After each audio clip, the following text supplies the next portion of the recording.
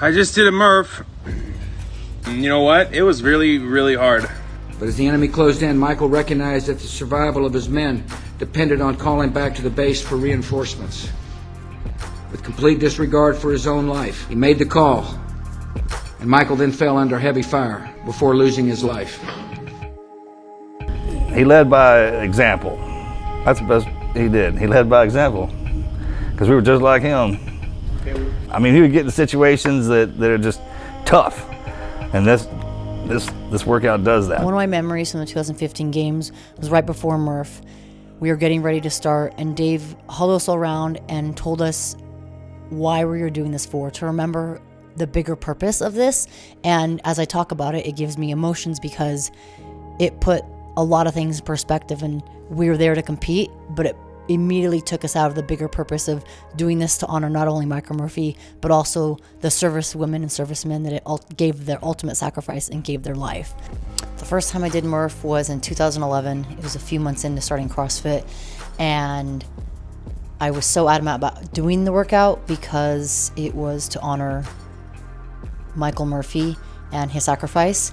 And even though I couldn't do pull-ups, I still was adamant about wearing the vest, so I wore the vest and did pull-ups with a band and did the push-ups and squats and sit-ups. And I look back now as a coach, and I probably would have told myself to do it differently, meaning not wear the vest, because it's okay to not wear the vest. It's okay to do it partitioned or scale or modify. But I think for me, there was a lot of emotion behind honoring him and wearing the vest. And that was my first memory of doing Murph.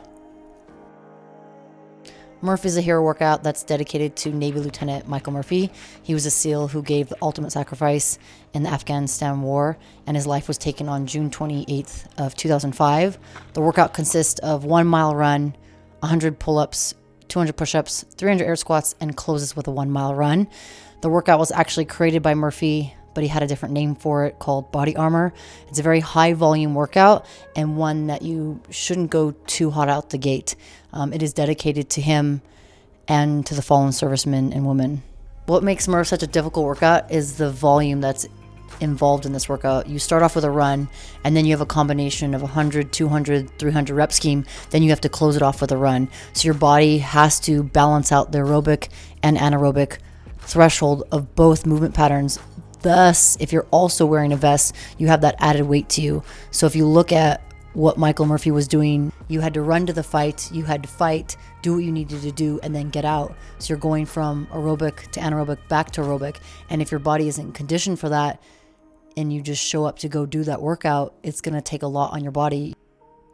This year I'm prepping for Murph, as I no longer am a CrossFit Games athlete, so my body is not acclimated to the 6 to 8 hours in the gym that I be training. So I want to make sure that I'm preparing when I show up in 6 weeks, that I can complete the workout, but also be able to train in the following days after the workout. There's a high volume of pulling, pushing, and squatting. So over the next 6 weeks, I'll start with 40 pull-ups, getting my body to be adapted to that volume, and then 50 the next week, and so on and so forth, till I reach that 6 weeks before Murph.